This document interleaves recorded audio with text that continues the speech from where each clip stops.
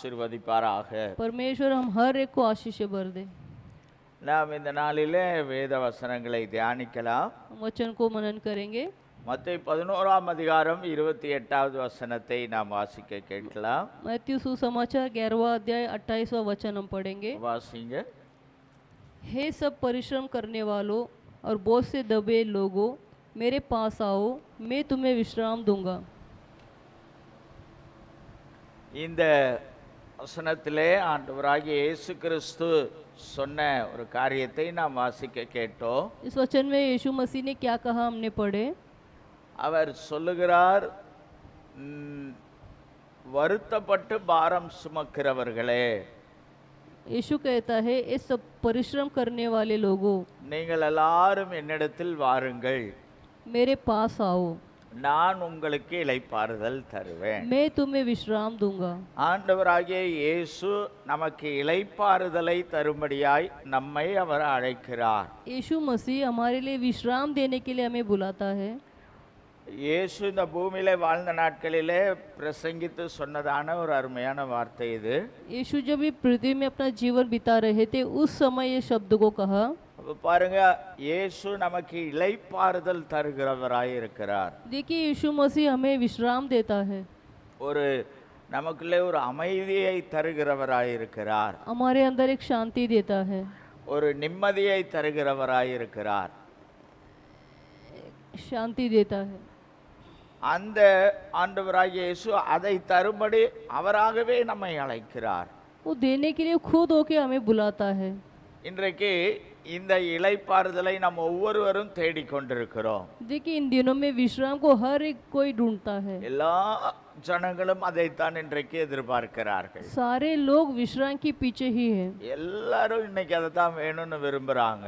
सब लोग की मन की चाहत वही है। பொதுவாக அதை மையமாக வைத்துதான் பல காரியங்களை செய்து கொண்டிருக்கிறார்கள். देखिए, उसको मोल देकर ही अनेक कार्य करते हैं। வாழ்க்கையில இளைப்பாறுதலா, அதாவது ஒரு மன நிம்மதியோடு இருக்கணும்னு சொல்லிதான் அவங்க நிறைய காரியங்களை தேடிக்கொண்டிருக்கிறார்கள். देखिए, मन की शांति पाने के लिए लोग क्या क्या नहीं करते। ஆனா அது அது ஒரு சரியான ரூட் அவங்களுக்கு தெரியாதனால தான் எதையோ செய்து கொண்டிருக்கிறாங்க. देखिए, लोग सही मार्ग नहीं जानते, इसलिए अपनी मन मर्जी से कुछ भी कर बैठते हैं। பாருங்க, சிலர்லாம் பணம் சம்பாதிக்கணும் அப்படிங்கிற எண்ணத்திலேயே இருப்பாங்க. देखिए, कुछ लोग की इच्छा होती है ज्यादा धन कमाना है, दौलत कमाना है। ஆனா அவங்களுடைய எண்ணம் என்னன்னா, எப்படியாவது பணம் சம்பாதிச்சிட்டா நமக்கு ஒரு மனசுக்கு ஒரு திருப்தி வருமே அப்படிங்கிற அதுதான் இதா இருக்கும், எய்மா இருக்கும். उनका पूरा मन में पैसा कमाना है, बस पैसा कमा लेंगे तो एक शांति मिल जाएगा, उनका मन का विचार यही है। இப்படி ஒவ்வொரு காரியத்திலையும் போயிட்டே இருப்பாங்க. ऐसा अनेक कार्य के पीछे लोग भागते हैं। கொஞ்ச நேரம் யாருக்கிட்டையாவது பேசிக்கிட்டு இருந்தா கொஞ்சம் நிம்மதி கிடைக்குமா அப்படின்னு நினைப்பாங்க. कुछ लोग ये समझते हैं कि किसी से बात करने पे थोड़ा शांति मिल जाएगा। கொஞ்ச நேரம் எதையாவது பார்த்து கொண்டிருந்தா மனசுல நிம்மதி கிடைக்குமா, और कुछ देर कुछ देखेंगे तो उसमें उनको शांति मिलता है। இல்ல எங்கேயாவது போயிட்டு வந்தா மனசுல ஒரு நிம்மதி கிடைக்குமா, नहीं तो किधर जाके घूम के आएंगे तो शांति मिलेगा। இப்படி அவங்க அந்த ஒரு மன நிம்மதிக்காக, அந்த மன இளைப்பாறுதலுக்காக பல காரியங்களை செய்கிறார்கள். देखिए, मन में शांति लाने के लिए लोग कई सारे प्रकार के काम करते हैं, அதுதான் மையமாக இருக்கிறது. वही उनका मुख्य है। ஆனால் அவர்கள் போகிற வழிதான் சரியான ஒரு வழி அல்ல. लेकिन वे लोग जो जाते हैं वो मार्ग सही नहीं है। எல்லாரும் இன்னைக்கு அதை தேடுகிறார்கள். सारे लोग शांति को ढूंढते ஆண்டவருடைய हैं। பிள்ளைகளாகிய நாமும் அதைத்தான் விரும்புகிறோம். मसीह के बच्चे हम भी वही चाहत रखते हैं। நமக்கு ஆண்டவர் எல்லாவற்றையும் தந்திருக்கிறார். हमें परमेश्वर ने सारा सब कुछ दिया है। பாருங்க, நம்மளும் அதை எதிர்பார்க்கிறோம். மன நிம்மதியா அமைதியா இருக்கணும் அப்படிங்கறத எல்லாருமே எதிர்பார்க்கிறோம். देखिए, हम भी वही चाहते हैं। இயேசு அதற்கு ஒரு பதிலை அவரிடத்திலே வைத்திருக்கிறார். यीशु मसीह उसके लिए उसके पास एक जवाब रखा है। இந்த மன நிம்மதியை இளைப்பாறுதலை தேடுறவங்களே நீங்கள்லாம் என்கிட்ட வாங்க. यीशु ये कहता है, शांति ढूंढने वाले, विश्राम ढूंढने वाले लोग मेरे पास आइए, நான் உங்களுக்கு இளைப்பாறுதல் தருவேன். मैं तुम्हें वो विश्राम दूंगा। பாருங்க, இந்த இளைப்பாறுதல் ஏன் தேவையாய் இருக்கிறது? देखिए, हमारे लिए विश्राम किस काम के लिए जरूरत है। அவனுக்குள்ளே ஒரு இளைப்பாறுதல் இல்லாமல் செய்கிற ஒரு காரியம் வந்து விடுகிறது. उसके अंदर देखिए, शांति बिगाड़ने वाला कुछ कार्य उसके भीतर होता है। ஏதோ ஒரு காரியம் அவனை இளைப்பாறுதல் இல்லாமல் செய்கிறது. कुछ कार्य ऐसा उसके अंदर अशांति कर देता है, அதனாலதான் எல்லாருமே அதை தேடுறாங்க. इसलिए सारे लोग शांति के पीछे भागते हैं। அதைத்தான் இயேசு அங்க அந்த முதல் வார்த்தையில குறிப்பிடுகிறார். इसलिए पहला शब्द में यीशु कहता है, வருத்தப்படுகிறவர்களே. हे परिश्रम करने वाले लोग। அது ஹிந்தியில மாறி மாறி வரும், ஆனா தமிழ்ல ஒரே வார்த்தை வருத்தப்படுகிறவர்கள். ஓகே, கவனிங்க. ध्यान दीजिए, வருத்தப்படுகிறவர்களே, परिश्रम करने वाले, பாரம் சுமக்கிறவர்களே, बोझ से दबे लोग, நீங்கள் எல்லாரும் என்னிடத்தில் வாருங்கள் என்று சொல்லுகிறார். मेरे पास आओ करके यीशु कहता பாருங்க, है। இந்த இளைப்பாறுதல் எங்க இல்லாம போகிறது? कहाँ पर हमारा परिश्रम को हम खो देते हैं? உள்ளத்துல வருத்தம் இருக்கும்போது, जब हमारे मन में बोझ होते समय, உள்ளத்துல பாரம் இருக்கும்போது, हमारा मन बोझ से जब भरता ஏதோ है, ஒரு காரியத்தை குறித்ததான அந்த ஒரு பாரம் இருக்கும்போது कुछ कार्य को लेकर चिंता करने पर இளைப்பாறுதல் இல்லாம போயிடும். हमारे अंदर वो शांति चला जाता है। அல்லது ஏதோ ஒரு நம்ம மனசை பாரப்படுத்துகிற ஏதோ ஒரு காரியம் நடந்திருந்தால் कुछ कार्य ऐसा हो जाता है हमारे मन को बोझ करने वाला, நம்ம அதை நினைக்க நினைக்க நினைக்க हम सोचते सोचते நம்முடைய இளைப்பாறுதல் போய்கிட்டே இருக்கும். हमारा जो शांति चला जाता है। அப்பதான் நமக்கு ஒரு நிம்மதி கிடைக்காதா அப்படின்னு சொல்லி பல விதங்கள்ல தேட ஆரம்பிக்கிறோம். तब हम ढूंढने लगते हैं कि मेरे मन को शांति चाहिए। அதனாலதான் இயேசு அதற்கு பதிலாக இருக்கிறார். इसलिए यीशु मसीह उसका जवाब है, நான் உங்களுக்கு இளைப்பாறுதல் मैं தருகிறேன். विश्राम दूंगा। அன்பானவர்களே, இன்றைக்கு எதனால் இந்த வருத்தம் வருகிறது? प्रिय लोगों, ये अशांति किस कारण हमारे अंदर आता है? அநேக காரியங்கள் இருக்கிறது. अनेक कार्य है। அந்த வேதத்தின் அடிப்படையில वचन के अनुसार எதனால் நம்முடைய வாழ்க்கையில வருத்தம் ஏற்படுகிறது? हमारे मन में क्यों अशांति आता है? இயேசுவிடத்தில் வரும்போது அது எப்படி சரியாகிறது? यीशु मसीह के पास आने पर वो कैसा चंगा होता है, அதைத்தான் இன்றைக்கு நாம் கற்றுக்கொள்ள இருக்கிறோம். वही आज हम सीखेंगे। முதலாவது ஆதியாகமம் 3ஆம் அதிகாரம் 17வது வசனத்தை வாசிக்கும் போது, उत्पत्ति का पुस्तक 3 अध्याय 17 वचन में पढ़ते समय, और आदम से उसने कहा, तूने जो अपनी पत्नी की बात सुनी और जिस वृक्ष के फल के विषय में मैंने तुझे आज्ञा दी थी कि तू उसे ना खाना, उसको तूने खाया है, इसलिए भूमि तेरे कारण शापित है। तू उसकी उपज जीवन पर दुख के साथ खाया करेगा। சரி, நன்றாக கவனியுங்கள். நான் இந்த காரியத்தை உங்களுக்கு சுருக்கமாக சொல்லுகிறேன். अच्छे से ध्यान दीजिए। ஆண்டவர் தேவன் ஆதாமை பார்த்து சொல்லுகிறார், देखिए, परमेश्वर आदम को देखकर कहता அந்த है, ஆதாமும் ஏவாளும் தான் முதலாவது உண்டாக்கப்பட்ட தேவனால் உண்டாக்கப்பட்ட மனிதர்கள். देखिए आदम और हव्वा को परमेश्वर ने पहला इंसान बनाया। அவன் மனைவியின் நிமித்தமாக அங்கே ஒரு தவறு நடந்து விடுகிறது. उसकी पत्नी की वजह से वहाँ पर एक गलती हो जाता है। அதாவது ஆண்டவர் அந்த ஏதேன் தோட்டத்திலே புசிக்க வேண்டாம் என்று சொன்ன கனியை ஏவாள் ஆதாமின் மனைவி வாங்கி புசித்தார்கள். जो परमेश्वर ने जो आज्ञा दी, जो वृक्ष का फल नहीं खाना चाहिए, तो हव्वा ने खा ली। அப்போ ஆண்டவர் செய்ய வேண்டாம்னு சொன்னதை இவங்க செய்து விட்டார்கள். परमेश्वर की आज्ञा उन्होंने तोड़ दिया। அந்த ஏவாள் மட்டும் வாங்கி சாப்பிடல, அதை ஆதாமுக்கு கொடுத்தாங்க. केवल एवाल ही नहीं खाई, वो आदम को भी दी। அவரும் அதை வாங்கி சாப்பிட்டாரு. दोनों ने खाए। அப்போ தேவன் வந்து அதை விசாரிக்கிறார். परमेश्वर आके पूछते हैं, ஏன் இப்படி செய்தீர்கள் என்று கேட்கிறார். आप लोग ने क्यों किया ऐसा, ऐसा पूछा। என்று கேட்டுவிட்டு ऐसा पूछकर அவர் அவர்களுக்கான ஒரு தண்டனையை கொடுக்கிறார். उनको एक दंड देता है। பாருங்க, அவங்க தேவனுக்கு கீழ்ப்படியாதனால பாவம் செய்தார்கள். देखिए, परमेश्वर की आज्ञा ना मानने का कारण वो पाप करते हैं। அந்த பாவத்திற்கான தண்டனையை தேவன் அந்த இடத்துல அவர்களுக்கு தருகிறார். वो पाप की जो सजा है उस जगह पर परमेश्वर उनको देता है। அப்போ ஆதாமுக்கு ஒரு தண்டனையை கொடுக்கிறார். उस समय आदम को एक सजा मिलता है। அவர் என்ன சொல்றாருன்னா, உன்னால இந்த பூமி சபிக்கப்பட்டிருக்கும். वो ये कहता है, तेरे कारण ये भूमि श्रापित होगा। ஆதாமை பார்த்து சொல்லுகிறார், ஆதாமே உன்னால இந்த பூமி சபிக்கப்பட்டிருக்கும். आदम को देखकर कहता है, तेरे वजह से ये भूमि शापित होगा। நீ உயிரோட இருக்கும் நாளெல்லாம் तू जब तक जिंदा है நீ இந்த பூமியில விளையிற பலனை, அதாவது வருகிற நன்மைகளை जो पृथ्वी में जो फल आएगा வருத்தத்தோட தான் சாப்பிடணும். तो दुख के साथ खाएगा। நீ நிம்மதியா சாப்பிட முடியாது, கொஞ்சம் வருத்தப்படணும், நீ கஷ்டப்படணும். तू शांति से नहीं खा सकता, तुझे तकलीफ झेलना पड़ेगा। அப்படிப்பட்ட ஒரு தண்டனையை கொடுக்கிறார். वैसा एक सजा उसको मिलता நீ है। வருத்தத்தோட தான் அதன் பலனை புசிக்க तू வேண்டும். दुख के साथ ही खाएगा।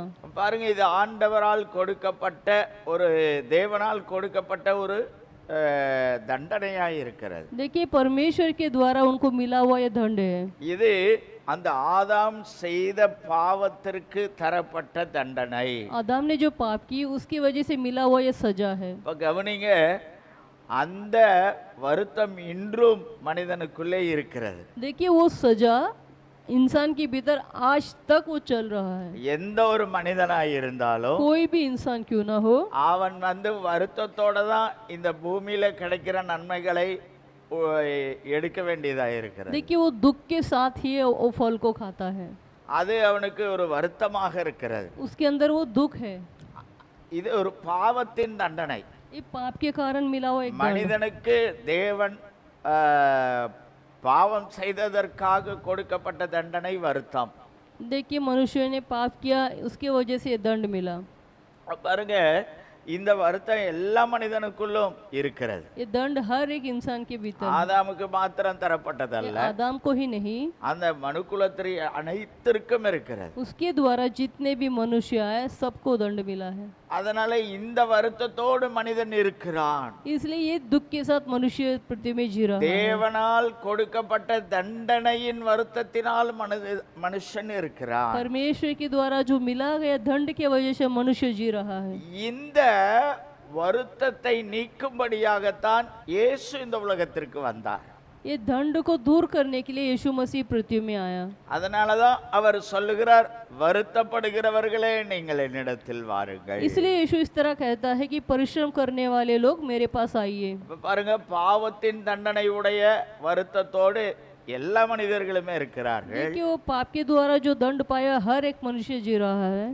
அப்படிப்பட்ட நிலையில் இருக்கிற எல்லா மனிதர்களையும் இயேசு அழைக்கிறார். वैसे परिस्थिति में जो भी है सबको यीशु बुलाता है। அப்போ இந்த மன நிம்மதி, இளைப்பாறுதல் வேண்டுமானால் मन में अगर विश्राम चाहिए तो இயேசு அழைக்கும் சத்தம் கேட்டு यीशु मसीह का बुलाहट सुनकर அவரிடத்திலே வந்து उसके पास आकर அந்த பாவத்திலிருந்து மனம் திரும்பினாள். वो पाप से अगर मन फिराएंगे तो, ஆண்டவரே, நான் பாவிதான், हाँ पिता मैं पापी हूँ, நான் என் பாவங்களை மன்னியும், मेरे पाप को क्षमा कर, எனக்கு விடுதலை தாரும் मुझे छुटकारा दे, என்று திரும்பினாள். ऐसा मन फिराएंगे அந்த तो பாவத்திலிருந்து திரும்ப வேண்டும். वो पाप से मन फिराना चाहिए। அப்படின்னா திரும்ப அந்த பாவத்தை நாம் செய்யக்கூடாது. दोबारा वो पाप को हमें नहीं करना। அப்படிப்பட்டவர்களுக்கு இயேசு இளைப்பாறுதல் தருகிறார். वैसे लोगों को यीशु मसीह विश्राम देता है। இதைத்தான் இங்க இயேசு சொல்லுகிறதை பார்க்கிறோம். इसी को यीशु मसीह वचन पर कहते பாருங்க, हैं। ஒவ்வொரு மனிதனும் பாவத்தினால் வருத்தம் என்கிற தண்டனையை அடைந்து கொண்டிருக்கிறான். देखिए पाप के द्वारा जो मनुष्य ने वो दंड पाया है, அவன் அந்த பாவத்தை விட்டு மனம் திரும்பும் போது वो पाप से मन फिराते समय இயேசு அவனுக்கு இளைப்பாறுதலை தருகிறார். यीशु मसीह उसको विश्राम देता है। ஹல்லேலூயா. அப்படிப்பட்ட ஒரு இளைப்பாறுதலை நாம் எல்லாரும் பெற்றிருக்கிறோம். वैसे एक विश्राम को हम सभी ने पाए हैं। ஆமென் சொல்றவங்க எல்லாரும் ஹல்லேலூயா சொல்லுங்க. आमेन। ஆமென், ஹல்லேலூயா. ஓகே, அடுத்ததாக நாம் இன்னொரு காரியத்தை நாம் பார்க்கலாம். दूसरा एक कार्य को हम देखेंगे। மார்க் 5ஆம் அதிகாரம் मार्कुस का अध्याय 5वां, मार्कुस पुस्तक 5वां अध्याय 25வது வசனத்திலிருந்து 29வது வசனம் வரை வாசிக்க கேட்கலாம். 25 से लेके 29 तक हम पढ़ेंगे। ஆ, और एक स्त्री ஆ, जिसको 12 वर्ष से लहू बहने का रोग था ஆ. और जिसने बहुत वेदों से बड़ा दुख उठाया और अपना सब माल व्यय करने पर भी कुछ लाभ न उठाया था, परंतु और भी रोगी हो गई थी। यीशु की चर्चा सुनकर भीड़ में उसके पीछे से आई और उसके वस्त्र को छू लिया, क्योंकि वह कहती थी यदि मैं उसके वस्त्र ही को छू लूँगी तो चंगी हो जाऊँगी। और तुरंत उसका लहू बहाना बंद हो गया और उसने अपने देह में जान लिया कि मैं उस बीमारी से अच्छी हो गई। சரி, கவனிங்கள். இதில் ஒரு சம்பவத்தை நாம் பார்க்கிறோம். इसमें एक संभव को हम देखते हैं। இங்கே ஒரு ஸ்திரீயை குறித்து, ஒரு சகோதரியை குறித்து சொல்லப்பட்டிருக்கிறது. एक बहन के बारे में लिखा है। அவர்கள் 12 வருஷமாய் ஒரு வியாதியோடு இருக்கிறார்கள். 12 वर्ष से एक रोगी पे थी वो। அங்கே அவர்களுக்கான அந்த வியாதி என்னவென்றால் இது சகோதரிகளுக்கு வருகிறதான ஒரு பிரச்சனையாய் இருக்கிறது. वो क्या बीमारी थी? वो बहन लोग को जो प्रॉब्लम है वो बीमारी में थी। இந்த இடத்துல அவங்க போய் டாக்டர்ஸ்ட்ட எல்லாம் போறதை அங்கே சொல்லப்பட்டிருக்கிறது. यहाँ पर लिखा है वो वेदों के पास गई थी। அதற்காக நிறைய செலவு பண்றாங்க. अपना सारा पैसा उसने खर्च कर दिया, ஆனா கொஞ்சம் கூட அதுல சுகமே அவங்களுக்கு கிடைக்கல. लेकिन वो चंगा नहीं हो पाई। சுகம் கிடைக்கல. அங்க டாக்டர்கிட்ட போய் செலவு பண்ணி டாக்டரை பார்த்து, இந்த டாக்டர் போய் இன்னொரு டாக்டரை பார்த்து, அப்படிதான் போயிட்டே இருக்கு. कितने कई सारे डॉक्टर के पास दिखाई। அதனால நிறைய உங்களுக்கு வருத்தம் தான் அதிகமாகிறது. देखिए उनके अंदर बहुत ज़्यादा हो गया। ஒரு பக்கம் ஒவ்வொரு டாக்டரா பார்த்துட்டே இருக்காங்க. एक तरफ कई डॉक्टर को बदलती है ஒரு பக்கம் நிறைய அதுக்காக செலவாயிட்டே இருக்கு. और एक तरफ खर्चा बहुत हो जा रहा है। இவ்வளவு நடந்தாலும் அங்க சொல்லப்பட்டிருக்கு கொஞ்சம் கூட சுகம் கிடைக்கல. इतना होने के बावजूद उनको चंगा नहीं मिला। அந்த டைம்ல தான் இயேசுவை குறித்து அவர்கள் கேள்விப்பட்டார்கள். उस समय वो यीशु मसीह के बारे में सुनती है। அவர்களுக்குள்ளே ஒரு விசுவாசம் என்னவென்றால், उसके अंदर एक विश्वास था, யாருக்குமே தெரியாம இயேசுவின் வஸ்திரத்தை நான் தொட வேண்டும். मैं किसी को बताऊंगी नहीं, चुपके से यीशु का वस्त्र को मैं छू लूंगी। அப்படி ஒரு விசுவாசம் அவர்களுக்குள்ளே இருந்தது. वैसे उनके अंदर वो विश्वास था। அப்ப பாருங்க, அந்த சகோதரி போனாங்க, இயேசு வர்ற நேரத்துல போய் அவருடைய வஸ்திரத்தை தொட்டார்கள். देखिए वो बहन पीछे से आती है और यीशु मसीह का वस्त्र को छूती है। அந்த இடத்துல சொல்லப்பட்டிருக்கிறது அவர்கள் ஆரோக்கியம் அடைந்தார்கள். छूते ही देखिए वहां पर वो पूरी तरह से चंगा हो गई। அவர்கள் சுகம் அடைந்தார்கள் என்று उसका சொல்லப்பட்டிருக்கிறது. रोग चला गया उसके अंदर से। அவர்கள் சரீரத்துல நல்ல சுகம் உண்டானது. अपने वो देह में समझ पाई। இப்ப பாருங்க, முதலாவது பாவத்தின் தண்டனையினாலே வருத்தம் வந்தது என்று சொல்லி देखिए பார்த்தோம். पहला हमने देखे पाप के कारण जो दंड मिला था। இரண்டாவது இங்கே நாம் பார்க்கிறோம், दूसरा हमने देखे நோயினால் வருத்தம் வருகிறது. ये बीमारी के कारण हमारे अंदर दुख आना। நோய் வந்தா வருத்தம் வரும். देखिए अगर रोग आते तो हमें दुख होता है। ஒரு பக்கம் நோய் சரீரத்துல வேதனைப்படுத்திக்கிட்டே இருக்கும். एक तरफ जो वो रोग है हमारे शरीर को तकलीफ देता है।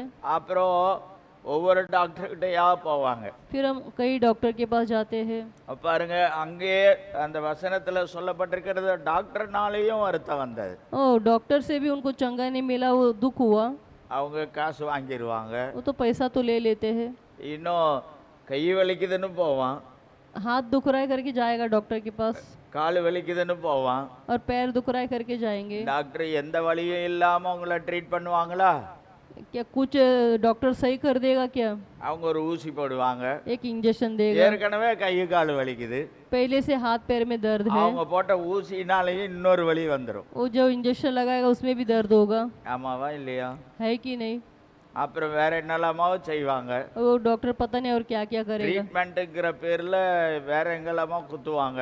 ट्रीटमेंट के नाम से कई जगह पे वो मुक्का मारेगा। அவங்களெல்லாம் தப்பா சொல்லல, मैं गलत नहीं बोल रहा हूँ। அவங்களுக்கு தெரிஞ்சதை அவங்க செய்யறாங்க. वो जो जानते हैं वो काम वो करते हैं। எல்லாரும் பாருங்க, சொல்றத நான் கேட்டிருக்கேன். देखिए सबके मुंह से मैं सुना हूँ, நல்ல சுகமாகி अच्छा से चंगा पाके ஹாஸ்பிட்டல்ல இருந்து வெளியே வரும்போது हॉस्पिटल से जब बाहर आते समय அப்படியே ஒரு நல்ல ஒரு என்ன சொல்றது, நல்ல ஒரு புத்துணர்ச்சியோடு நான் வர்றேன் அப்படின்னு யாரும் வெளியே வர்றதே இல்லை. देखिए पूरा एनर्जी के साथ आया हूँ करके कोई नहीं बोल सकता। நான் ஒரு புது மனுஷனா பலன் அடைஞ்சு வந்திருக்கிறேன் அப்படின்னு யாரும் சொல்றதே இல்லை. मैं एकदम बलवंत होके निकला हूँ ऐसा कोई नहीं कहेगा। எல்லாரும் சொல்றது என்ன தெரியுமா? सब क्या कहते हैं? ஏதோ கொஞ்சம் சுகம் கிடைச்சிருச்சு, हाँ थोड़ा बहुत मुझे ठीक लग रहा है, இன்னும் கொஞ்சம் வீட்டில் இருந்து கொஞ்சம் ரெஸ்ட் எடுத்து अब मैं घर पे आके थोड़ा रेस्ट लेकर கொஞ்சம் நல்ல ஆகாரங்களை எல்லாம் சாப்பிட்டு, अच्छे से खाना खाकर, ஏன்னா ஹாஸ்பிட்டல்லே 10 நாள் இருந்தது பாருங்க, क्योंकि देखिए 10 दिन से मैं हॉस्पिटल में पड़ा था, ஹாஸ்பிட்டல்லே 5 நாள் இருந்தது பாருங்க, हॉस्पिटल में 5 दिन था, அந்த ட்ரீட்மெண்ட் எல்லாம் போனது பாருங்க, देखिए ये सब दवाई चल रहा था, நல்லா தூங்கவே இல்லை. मैं सोया ही नहीं, இதெல்லாம் ஹாஸ்பிட்டலுக்கு போனதுனால வந்த வருத்தம். ये सब जब हॉस्पिटल गए उसमें आया हुआ ये सब बोझ और दुख है, ஏற்கனவே நோயினால் உள்ள வருத்தம் இருக்கு, पहले से रोग से दुख இன்னும் ஹாஸ்பிட்டலுக்கு போனதுனால உள்ள வருத்தம். और हॉस्पिटल जाने के बाद वो दुख, இதோட திரும்பி வர்றதில்ல. इसी में वो रिटर्न नहीं आता, 5 நாள் இருந்தீங்கன்னா இவ்வளவு பெரிய நீளத்துக்கு ஒரு பில்லு தருவாங்க, 5 दिन के बाद आएंगे तो इतना बड़ा लंबा चौड़ा बिल देता है, அதை பார்த்த उடனே ஒரு வருத்தம் வந்துடும். वो देखते ही मन में एक बोझ, அட பாவமே, நம்ம சம்பளத்தை விட பெருசா வந்துருச்சு. बाबा मैं जितना कमाता उससे ज्यादा मेरा बिल आ गया। பாத்தீங்களா, இந்த நோயினால் பலவிதமான வருத்தங்கள் மனிதனுக்கு வருகிறது. देखिए बीमार पड़ने से कई प्रकार के बोझ हमारे अंदर आता है। இந்த நோயினால் வருத்தம் உண்டாகிறதை நாம இந்த வேத பகுதியில இருந்து அறிந்து கொள்கிறோம். बीमारी के कारण हमारा मन बोझ होता है, वो ये वचन से हमने जाने। ஆனால் அந்த நோய்களை இயேசு குணமாக்கும் போது, देखिए वो रोगी से जब यीशु मसीह छुटकारा देगा, இளைப்பாறுதல் வருகிறது, वहाँ पे एक विश्राम मिलता है। அல்லேலூயா. அப்ப பாருங்க, அங்க இந்த வருத்தம் வராது, वहाँ पे ये बोझ नहीं आता, இயேசுவினிடத்தில் இருந்து வருகிற சுகத்திற்கு இந்த வருத்தம் வராது. यीशु मसीह के पास जो विश्राम मिलता है वहाँ पे वो परिश्रम नहीं आएगा, அவர் எங்கே குத்த மாட்டாரு, कहीं भी मुक्का नहीं मारेगा, டெஸ்ட் எடுக்கிறேன்னு சொல்லி எதையும் பிடிச்சி இழுக்க மாட்டாரு, टेस्ट के रूप में कुछ खींचेगा नहीं, 10 நாள் படுறான்னு சொல்லி பெட்ல படுக்க வைக்க மாட்டாரு, 10 दिन बेड में सो जा ये नहीं कहेगा, வீட்டுக்கு வரும்போது பெரிய பில்ல போட்டு தர மாட்டாரு. घर पे आते समय बड़ा बिल नहीं இதுவே பெரிய இளைப்பாறுதல். देखिए बिना कुछ किए उसको பத்தாவதுக்கு विश्राम நல்ல சுகம் தந்து அனுப்புவார். मिले, चंगा देके भेजेगा। ஹalleluya. பாருங்க, வியாதியினால் வருத்தம் வருகிறது. देखिए बीमारी के कारण बोझ, அந்த வருத்தத்தை இயேசு அந்த வியாதியை குணமாக்கும் போது இளைப்பாறுதல் வருகிறது. देखिए वो बोझ को जब परमेश्वर जो रोग को चंगा करता है तब वो विश्राम देता है। இந்த அதுக்கு நம்ம செய்ய வேண்டியது, இந்த அம்மா மாதிரி விசுவாசிக்கணும். நம்ம तो इसके लिए हमें क्या करना चाहिए? जैसा वो बहन ने जो विश्वास किया वैसा हमें भी विश्वास करना है। அவங்களுக்கு ஒரு விசுவாசம் பாருங்க. देखिए उनके अंदर कितना विश्वास था। இயேசுவின் Dress போய் நான் தொட்டுட்டா போதும், उनको वस्त्र को बस मैं छू लूंगी चंगा அவங்களுக்கு அது पाऊंगी। யாருக்கு தெரியக்கூடாது அப்படின்னு நினைக்கிறாங்க அவங்க. और ये भी उसने कहा कि वो किसी को पता नहीं चले, அது நல்லதுதான், अच्छी बात है, ஏன்னா அது அவங்க ஒரு சகோதரி, क्योंकि वो बहन है, அவங்களுக்குள்ளே உள்ள ஒரு பிரச்சனை, क्योंकि उनके अंदर का जो प्रॉब्लम उस இதெல்லாம் तरह பப்ளிக்ல தெரியக்கூடாதுன்னு அவங்க நினைக்கிறாங்க. था, उनके मन में ये था कि पब्लिक को नहीं पता चलना நல்லதுதான். चाहिए, अच्छी बात है, ஆனா அவங்க இந்த நினைவுகள் எல்லாம் ஓகே, நல்லது. उनकी ये सोच सही था।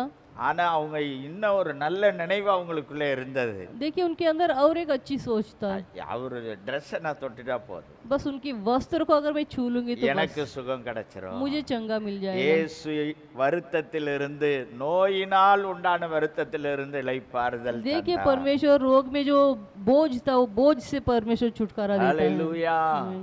மூன்றாவது ஒரு காரியத்தை நாம பார்க்கலாம். तीसरा एक कार्य हम देखें, லூக்கா 10ஆம் அதிகாரம் 40 இருந்து 42 வரை வாசிக்கலாம். लूका सुसमाचार 10वां अध्याय 40 से 42 तक हम पढ़ेंगे। வாசிங்க.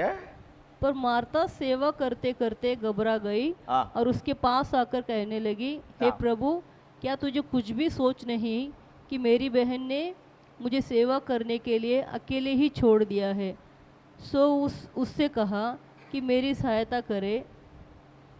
प्रभु ने उससे उत्तर दिया, मार्ता, हे मार्ता, तो बहुत बातों के लिए चिंता करती है और घबराती है, परंतु एक बात अवश्य है और उस उत्तम भाग को मरियम ने चुन लिया है, जो उससे छीना नहीं जाएगा। இங்கே நாம் வாசித்த அந்த காரியத்தை நான் உங்களுக்கு சொல்லுகிறேன். यहाँ पे क्या हमने पढ़े मैं बताना चाहता हूँ। மார்த்தாள் மரியாள் என்று சொல்லுகிற சகோதரிகள் இருந்தார்கள். मार्ताल और मरियल नाम के दो बहन थी। அவர்கள் அந்த பெத்தானியா என்று சொல்லப்படுகிற கிராமத்திலே வாழ்ந்து வந்தார்கள். बेतानिया करके गांव में जी रहे थे। அவர்களோடு அவர்களுடைய ஒரு சகோதரன் லாசரு என்று சொல்லப்படுகிறவரும் இருந்தார். और उनका भाई एक लाजरू नाम का था। இவங்க 3 பேரும் ஒரே வீட்டில் இருந்தவர்கள். तीनों भाई बहन थे, அவங்க சகோதர சகோதரிகள். भाई बहन एक ही घर में जी रहे थे। அடிக்கடி இயேசு அவர்கள் வீட்டிற்கு போவார். यीशु बार बार उनके घर पे जाते थे। அவர்கள் அந்த நல்ல நண்பர்களாய் இயேசுவுக்கு இருந்தார்கள். वो अच्छे दोस्ती हो गई यीशु के साथ। அப்ப பாருங்க, ஒரு நாள் இயேசு அவங்க வீட்டுக்கு போயிருந்தாரு. देखिए एक दिन हमेशा के जैसा यीशु उनके घर पे இந்த था। மார்த்தாள் இயேசுவுக்காக நிறைய வேலைகளை செய்து கொண்டிருக்கிறார்கள். जो मार्ताल जो है यीशु मसीह के लिए अनेक सेवा करने वाली थी। இப்போ நம்ம வீட்டுக்கு ஒரு கெஸ்ட் வந்தா நம்ம நிறைய வேலைகள் எல்லாம் செய்வோம் இல்லையா? देखिए हमारे घर पे अगर कोई मेहमान आए तो हम बहुत सारा काम करते हैं। அதுபோல அவங்க நிறைய வேலைகளை செய்து கொண்டே இருந்தார்கள். उसी तरह मार्ता भी वैसा काम कर रही थी। அப்போ இந்த மார்த்தாள் அதுலயே கவனம் செலுத்திட்டே இருந்தாங்க. मार्ता का पूरा ध्यान अपने काम पे था। ஏதாவது இயேசு வந்திருக்காங்க, ஏதாவது கொடுக்கணும் அப்படின்னு சொல்லிட்டு ப்ரிப்பேர் பண்ணிட்டே இருக்காங்க. यीशु मसीह आए हैं, उनको खाने के लिए कुछ तो हमें देना चाहिए करके वो अपने काम में लगी थी। ஆனா இந்த மரியாள் என்ன செய்கிறார்கள் என்றால், लेकिन मरियम जो वो क्या करती है, இயேசு கூட போய் உட்கார்ந்து பேசிக்கிட்டே இருக்கிறாங்க. यीशु मसीह के पास जाके बैठ जाते हैं और यीशु मसीह जो कहता है वो सुनती है। நல்லா கவனிங்க, மார்த்தாள் இயேசுவுக்காக வேலை செய்து கொண்டே இருக்கிறாங்க. देखिए मार्ताल यीशु के लिए वो काम कर रही थी மரியாள் இயேசு கிட்ட உட்கார்ந்து பேசிக்கிட்டே और இருக்கிறாங்க. मरियम जो है यीशु मसीह के पास बैठ के सुन रही थी। கொஞ்ச நேரம் இந்த மார்த்தாள் பார்த்தார்கள், थोड़ी देर वो मार्ताल देखी, இவங்க ஒருத்தரா வேலை செஞ்சுட்டு இருக்கிறாங்க. वो अकेली काम कर रही है। அப்போ இந்த அம்மா என்ன சொல்றாங்கன்னா, இயேசு கிட்ட போய் சொல்றாங்க. वो जाके यीशु मसीह से कहती है, அவங்களுக்கு இந்த இந்த வேலையினால வருத்தம் வந்து விடுகிறது. वो काम करते अकेले कर रहे करके उसको एक बोझ आ गया। ரொம்ப கஷ்டம். 2 பேரும் செஞ்சா ஈஸியா இருக்கும், இவங்க ஒருத்தரா செஞ்சிட்டு இருக்காங்க. अगर 2 जन बांट के करेंगे तो थोड़ा अच्छा लगेगा, वो अकेली कर रही थी इसके लिए उसके अंदर बोझ आ गया। அதனால அவங்க வந்து இயேசு கிட்டயே கம்ப்ளைண்ட் பண்றாங்க. इसलिए यीशु मसीह के पास जाके वो कंप्लेंट करती है, ஆண்டவரே, நான் அங்க தனியா வேலை செஞ்சுக்கிட்டே இருக்கிறேன் கிச்சன்ல நின்று. हे प्रभु मैं अकेले काम करके किचन में खड़ी हूँ। என் சகோதரியும் மரியாளும் அங்கே வந்து என் கூட வேலை செய்யாமல் அதை விட்டுட்டு வந்து உங்ககிட்ட உட்காந்து பேசிக்கிட்டு இருக்கிறா. मेरी बहन मरिया जो है वो आपके मेरे साथ आके वो मदद नहीं कर रही, आके आपके पास में बैठ गई। वो கொஞ்சம் சொல்லி அனுப்பி விடுங்க, थोड़ा बोलकर उसको भेज दीजिए, போய் உன் சகோதரியோட ஹெல்ப் பண்ணு அப்படின்னு சொல்லுங்க. मदद करने के लिए भेजो करके कहिए। அப்படிதான் அந்த மார்த்தாள் சொல்லுகிறதை பாருங்க. तो मार्ता इस तरह कहती है। அதுக்கு இயேசு சொன்ன பதிலை நாம் வாசித்தோம். तो हमने यीशु क्या उत्तर दिया वो हमने पढ़े। மார்த்தாளே, நீ அநேக காரியங்களை குறித்து கவலைப்படுகிறாய், हे मार्ता तो अनेक काम को लेकर चिंता करती है கலங்கி கொண்டிருக்கிறாய். और तो घबराती है। தேவையானது ஒன்னே ஒண்ணுதான், देखिए परंतु एक ही बात अवश्य है, அது மரியாளுக்கு கிடைச்சிருச்சு, वो मरियम को मिला है, உனக்கு கிடைக்கல. तुझे नहीं मिला, அதனாலதான் நீ வருத்தப்பட்டு கொண்டே இருக்கிற, इसलिए तू बोझ में दबी है, அதனாலதான் நீ வேதனைப்பட்டு கொண்டே இருக்கிற. इसलिए एकदम तकलीफ में है। அதை இங்கே இயேசு சொல்லுகிறதை பார்க்கிறோம். यहाँ पर यीशु मसीह इस तरह कहता है। அப்ப பாருங்க, இங்க மார்த்தாளுக்கு ஒரு வருத்தம் இருக்கிறது, देखिए मार्ता के भीतर एक बोझ है, ஆனா மரியாளுக்கு அந்த வருத்தம் இருப்பதாக சொல்லப்படவில்லை. लेकिन मरिया के अंदर वो बोझ नहीं कहा गया। அதனால நம்ம ஒரு காரியத்தை இதுல இருந்து தெரிந்து கொள்ள வேண்டும். इसलिए ये कार्य को हमें इसमें जान लेना चाहिए। இந்த உலக பிரகாரமான வேலையில நம்ம ரொம்ப கவனம் செலுத்திக்கிட்டே இருந்தோம்னா, अगर ये दुनियादारी के काम में अगर हम ज्यादा ध्यान लगाएंगे तो, அதனால நான் வேலையை செய்யக்கூடாதுன்னு நான் சொல்லல, इसलिए मैं ये नहीं कहता हूँ कि काम नहीं करना நம்ம चाहिए, வேலை செய்யணும். हमें तो काम करना है। வேதமே சொல்லுகிறது, बाइबल खुद हमें कहता है வேலை செய்யலன்னா சாப்பிடக்கூடாது. अगर काम नहीं करेंगे तो खाना भी मत खाओ। வேலை செய்யறவங்க தான் சாப்பிடணும். जो काम करेगा वही लोग खा सकते हैं। பிள்ளைங்களாம் பாக்குறாங்க, அப்ப நாங்க என்ன செய்யறோம்? बच्चे लोग देखते हैं तो हम क्या करें? உங்களுக்கு கொடுத்த வேலை நல்லா படிக்கணும், आपको जो दिया गया काम पढ़ना, அப்புறம் வீட்டுல கொடுத்திருக்கிற சின்ன சின்ன வேலைகளை செய்யணும், और छोटा मोटा काम जो घर पे बोलते हैं वो करना चाहिए, அப்புறம் தான் சாப்பிடணும். तब तुम्हें खाना खाना चाहिए। எல்லாருக்கும் அது இருக்கு, और सबके लिए है, ஊழியக்காரங்களுக்கு இருக்கு. पासवान को भी है। சும்மா இருந்து சாப்பிடக்கூடாது, चुप रहकर नहीं खाना, வேலை செய்து சாப்பிட வேண்டும். काम करके हमें खाना है। ஆண்டவர் எங்களுக்கு தந்திருக்கிற வேலை வேற. हमें जो परमेश्वर ने दिया वो काम अलग है। அப்ப பாருங்க, அது வேதமே சொல்லுகிறது. खुद हमें बाइबल सिखाता அதனால है। நம்ம வேலை செய்யக்கூடாதுன்னு இல்ல, इसलिए मैं ये नहीं कहता हूँ कि काम नहीं நம்ம करना கவனம் चाहिए, முழுசா அங்க போயிடக்கூடாது. हमारा पूरा ध्यान उसमें नहीं जाना। மார்த்தாளுக்கு அப்படிதான் போயிருச்சு. मार्ता के मन में वैसा ही था। எதுக்கு முக்கியத்துவம் கொடுக்கணுமோ அதுக்கு முதல்ல கொடுக்கணும் நம்ம. जिसको हमें ध्यान देना चाहिए पहला उस पर हमारा ध्यान பாருங்க, होना இயேசு चाहिए। வந்திருக்கிறார், देखिए यीशु मसीह उनके घर पे आया, இங்க வேலை நடக்குது இயேசுவுக்கு. वहाँ पर यीशु के लिए काम चालू है। மரியாள் என்ன செஞ்சாங்க? வீட்டை விட்டு வெளியே போய் வேற எதுவும் பண்ணிட்டு இருந்தாங்களா? मरियम ने क्या की, क्या घर से निकल गई बाहर, இல்ல வீட்டுக்குள்ளேயே வேற ஏதாவது காரியத்தை பண்ணிட்டு இருந்தாங்களா? या तो फिर घर पे ही अपना दूसरा काम में लगी மரியாள் थी। அதை செய்யலையே. मरियम ने वो नहीं की, அவங்க இயேசுவின் பாதத்துல தான் உட்கார்ந்து இருந்தாங்க. वो यीशु के पैर के पास बैठ गई। அவ பாருங்க, வீட்டுல ஒரு வேலை செய்யறதை விட देखिए घर पे काम करने से बेहतर இயேசுவின் பாதத்தில் உட்கார்ந்து இருப்பது மிக முக்கியமானது. यीशु मसीह के पैर के पास बैठना बहुत ही ज्यादा जरूरी है। அத முதல்ல செய்யணும், उसे हमें पहला करना முக்கியமா चाहिए, செய்யணும், ध्यान से करना चाहिए, அதிகமா செய்யணும். ज्यादा करना चाहिए। அதுக்கப்புறம் மீதி எல்லாம் செய்யணும். उसके बाद हम बाकी का काम कर அதை सकते செய்யாம हैं, இருக்க கூடாது, அதையும் செய்யணும். उसे भी करना है। ஆனா அப்பதானே ஏசப்பாவுக்கு சரியான நேரத்துக்கு ஆகாரம் கொடுக்க वो முடியும். करने पे ही परमेश्वर को हम खाना दे सकते ஆனா हैं, முக்கியமானது இது. लेकिन मुख्य है। அப்போ இங்க அதைத்தான் நாம் பார்க்கிறோம்.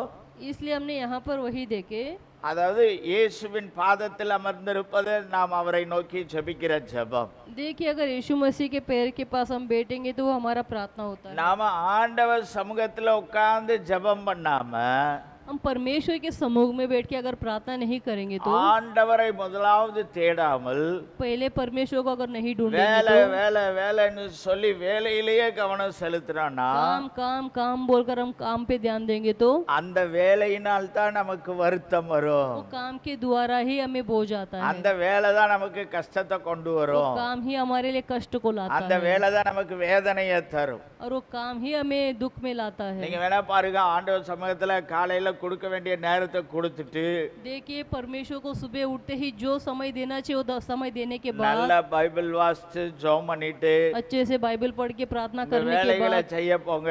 अपने काम करने के लिए जाइए। அதுல பிரச்சனை வராதுன்னு நான் சொல்லல.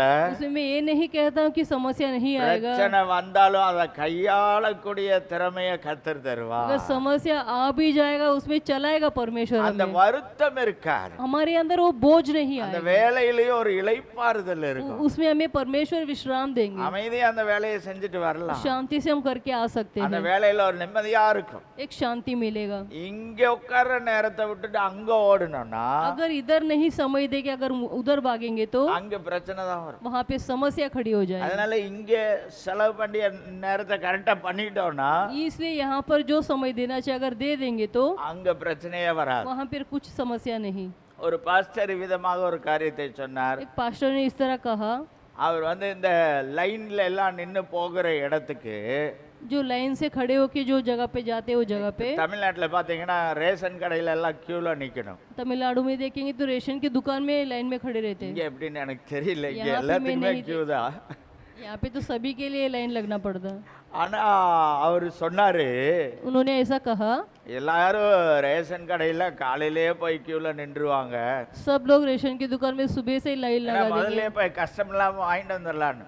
क्योंकि पहले से तकलीफ ना उठाए जाके जल्दी लेके आ ஆனா அந்த सकते हैं। பாஸ்டர் சொன்னாரு ரொம்ப அருமையான வார்த்தை. लेकिन वो पास्टर ने इस तरह कहा, அவர் அதெல்லாம் பத்தி கவலைப்படவே மாட்டாராம். वो सब चिंता नहीं करते हैं। ஆண்டவர் சமூகத்துல கொடுக்க வேண்டிய நேரத்தை எல்லாம் கரெக்டா கொடுத்துட்டு परमेश्वर को जो समय देना चाहिए वो समय देकर, அன்னைக்கு ஏதாவது ஜெபம் இருந்தா ஜெபம் எல்லாம் முடிச்சுட்டு நடத்திட்டு, उन दिनों में जो प्रार्थना है सब करने के बाद, ஏதாவது ஊழியம் இருந்தா அதெல்லாம் முடிச்சிட்டு जो भी उनकी सेवकाई है वो पूरा कर कर கடைசியா போவாரு. वो आखिरी में जाता है, கூட்டமே இருக்காது. वहाँ पे लाइन ही नहीं இரு मिलेगा, போனோடனே வாங்கிட்டு வந்துருவாரு. जाके तुरंत लेके आएगा। ஆனா சிலர்லாம் 8 மணில இருந்து அடிப்பாங்க. लेकिन कोई कोई लोग 8 बजे से இரு खड़े हो போற जाते கொஞ்ச हैं, நேரத்துக்கு முன்னாடி தான் வாங்கிட்டு போவாங்க. ये जब जाते हैं थोड़ी देर के पहले वो लेके जाएंगे। காரணம் என்ன தெரியுமா? இவர் கொடுக்க வேண்டிய நேரத்தை எங்க கொடுக்கணுமோ அங்க கொடுத்துட்டாரு. देखिए वो पासवान जिधर समय देना चाहिए था वहाँ पर उन्होंने पहला दिया, அதனால இவருக்கு ரேஷன் கடை லைன் வருத்தமே இல்ல. इसलिए वो रेशन का जो लाइन है इनके अंदर कुछ तकलीफ नहीं ஆனா है। அநேகருக்கு காலையில இருந்து அதுதான் வருத்தமாகவே இருக்கிறது. अनेक लोग सुबह से लेके वही बोझ में दबे हुए रहते பாருங்க, हैं। நம்ம ஜெபிப்பதை காட்டிலும் देखिए प्रार्थना करने से இந்த बेहतर உலக வேலைக்கு அதிகமான கவனம் கொடுத்தோம்னா अगर दुनिया के काम में हम ज्यादा ध्यान देंगे तो அங்கே வருத்தம் வருகிறது. वहाँ पे हमें அதான் परिश्रम அந்த आएगा। மார்த்தாளுடைய வாழ்விலே ஏற்படுகிறது. वही मार्ता के जीवन में वैसा ही था। இயேசுவுக்கு ஆண்டவருக்கு முக்கியத்துவம் கொடுத்தா अगर परमेश्वर को पहला दर्जा नहीं दिया, இந்த வேலையில மாத்திரம் இல்ல, काम में ही नहीं, வேற எந்த ஒரு காரியமா இருந்தாலும், कोई भी कार्य में, எவ்வளவு அவசரமா இருந்தாலும், कितना भी जरूरत क्यों ना हो, என்ன ஆனாலும் சரி, कुछ भी होने दो, ஆண்டவருக்கு கொடுக்க வேண்டிய முக்கியத்துவத்தை கரெக்டா கொடுத்துட்டோம்னா जो परमेश्वर को जगह देना चाहिए वो दे देंगे तो அங்க ஒரு பிரச்சனையும் இருக்காது. वहाँ पे कुछ समस्या नहीं होगा। சிலர்லாம் ஏதாவது ஒன்று ஆயிடுச்சுன்னா எல்லாம் போச்சு, அவங்களுக்கு அன்னைக்கு ஜெபம் இருக்காது, ஒண்ணு இருக்காது, உடனே அங்க போய் நிக்கணும்னு நினைப்பாங்க. देखिए कुछ लोग ऐसा करते हैं, अगर कुछ हो जाएगा तो सब कुछ छोड़ के वो समस्या के पीछे लग जाते அப்படி हैं। இதெல்லாம் விட்டுட்டு போய் நீங்க அங்க என்ன செஞ்சீங்க? ये सब छोड़ के जाके तुम उधर क्या तीर मारे, வருத்தம் தான் அதிகமானது. वहाँ पे बोझ ही ज्यादा आता है। அப்ப பாருங்க, இங்கே சொல்லப்பட்டிருக்கிறது, यहाँ पे लिखा है என்ன ஆனாலும் சரி இயேசுவின் பாதத்துல உட்காரணும். कुछ भी होने दो, पहले यीशु मसीह के चरणों पर बैठिए। உட்கார்ந்தா இளைப்பாறுதல் கிடைக்கும். अगर बैठेंगे तो विश्राम मिलेगा। மரியாளை போல இயேசுவின் பாதத்தில் உட்கார்ந்தால் मरियम के जैसा यीशु मसीह के पैर के तले बैठेंगे तो இளைப்பாறுதல் கிடைக்கும். हमें वो विश्राम मिलेगा। ஹalleluya. आमेन। இப்ப பாருங்க, ஜெபிப்பதை காட்டிலும் வேலையில கவனம் செலுத்தினா வருத்தம் வருகிறதை பார்த்தோம். देखिए प्रार्थना से भी बढ़कर हम काम के पीछे ध्यान देंगे तो हमारे अंदर वो बोझ आता है, ஆனால் அதே நேரத்துல लेकिन उसी समय पर இயேசுவின் பாதத்தில் உட்கார்ந்தால் यीशु मसीह के पैर तले बैठेंगे तो வருத்தம் நீங்கி இளைப்பாறுதல் वो உண்டு. दुख हटकर हमें विश्राम मिलेगा। இன்னொரு காரியத்தை கூட நாம பார்க்கலாம். और एक कार्य को हम जानेंगे, அப்போஸ்தலர் 27:10-11 சொல்லப்பட்டிருக்கிறது. प्रेरितों का पुस्तक ஆ, 10वां अध्याय 11 11 10-11 10 और 11 ஆ. कि ये सज्जनों, मुझे ऐसा जान पड़ता है कि इस यात्रा में विपत्ति और बहुत हानि न केवल माल और जहाज की वरन हमारे प्राणों को भी होने वाली है। परंतु सूबेदार ने पौलुस की बातों से मांझी और जहाज के स्वामी की बढ़कर मानी। சரி, இந்த வேத பகுதியிலிருந்து இன்னைக்கு காலையில கூட நம்ம அதை தியானித்தோம். इस वचन से हमने सुबह भी मनन किए थे। இங்கே சொல்லப்பட்டிருக்கிற ஒரு காரியம் என்னவென்றால், यहाँ पे क्या लिखा है, பாருங்க, இங்க பவுல் வந்து ஆண்டவருடைய ஒரு ஊழியக்காரன். देखिए पौलुस परमेश्वर का एक सेवक था। அவர் சொல்லுகிற ஒரு வசனத்தை தான் அந்த 10வது வசனத்தில் பார்க்கிறோம். पौलुस ने जो वचन कहा वही हम 10वें वचन में देखते हैं। அவர் சொல்லுகிறார், நம்ம இந்த கப்பல் பயணத்தில் போயிட்டு இருக்கிறோம், वो ये कहता है हम इस यात्रा में जा रहे हैं, நம்ம கொண்டு போறதான திங்ஸுக்கு ஆபத்து வரப்போகுது, जो हम लेके जा रहे हैं वो हमारे माल उसके लिए आपत आने वाला है, இந்த கப்பலுக்கும் சேதம் வரும். और ये கப்பலுக்கு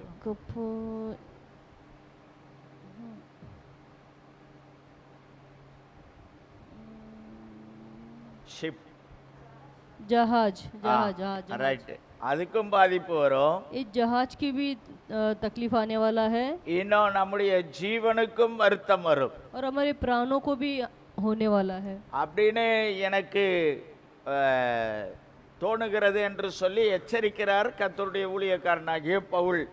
इस तरह बोलकर पौलुस जो सेवक था वो सबको सावधान कर रहा था। பாருங்க, பவுல் அழகா 3 காரியத்தை சொல்றாரு. देखिए पौलुस ने 3 कार्य बताए। நம்ம உயிருக்கு வருத்தம் உண்டாகும், हमारे प्राण को भी हानि हो सकता है, கப்பல்லையும் பிரச்சனை வரும், और जहाज में भी हानि हो सकता है, கொண்டு போற திங்ஸ்லயும் பிரச்சனை வரும். और जो माल जो लेके जा रहे हैं उसकी भी हानि हो सकता है। இதெல்லாம் சொன்னதுக்கு பிறகும் ये सब कहने के बावजूद அந்த கப்பல்ல இருந்தவங்க அதை கேட்கல. जो जहाज में थे किसी ने नहीं मानी। அவங்க பாருங்க, அந்த கப்பல் மாலுமி சொன்னதையும் जो सूबेदार ने जो कहा, அந்த கப்பல் எஜமான் சொன்னதையும் தான் நம்பினாங்க. और उसका जो स्वामी था वो उसने जो कहा उसी बात को उन्होंने माना।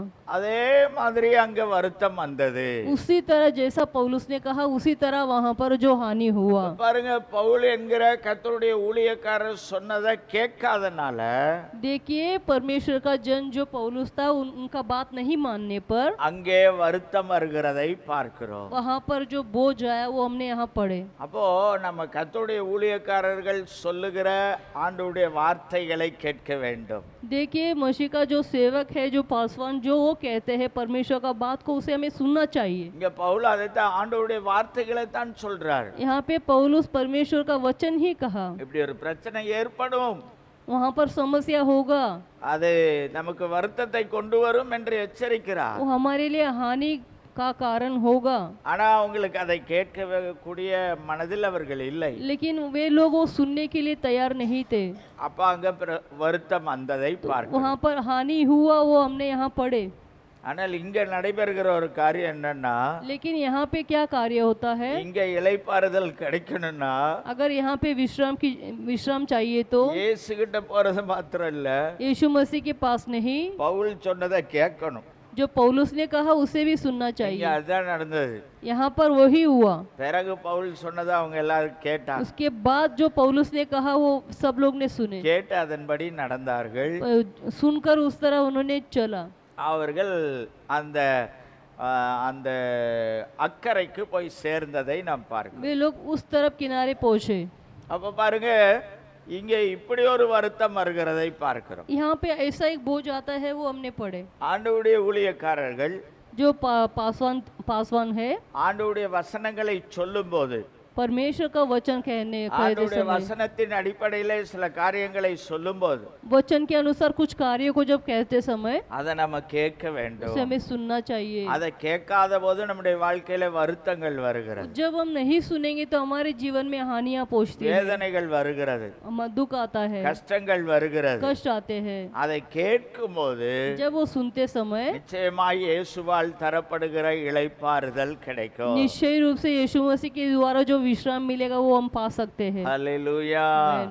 அப்ப பாருங்க, ஒரு 3-4 காரியங்களை நாம் பார்த்தோம். देखिए हमने 3-4 कार्यों को जाने। பாவத்தினால் கொடுக்கப்பட்ட தண்டனையினால் வருத்தம் வந்தது. देखिए पाप के द्वारा जो दंड मिला उसकी वजह से जो हानि இந்த हुआ, பாவத்திலிருந்து மனம் திரும்பும் போது இளைப்பாறுதல் இயேசு தருகிறார். पाप से मन फिराते समय परमेश्वर हमें वो विश्राम देता है। நோயினால் வருத்தம் நம்முடைய வாழ்விலே வருகிறது. बीमारी के कारण बोझ आता है, அந்த நோயை இயேசு குணமாக்கும் போது நமக்கு இளைப்பாறுதல் கிடைக்கும். रोग से जब परमेश्वर चंगा करता है तब हमें विश्राम मिलता है।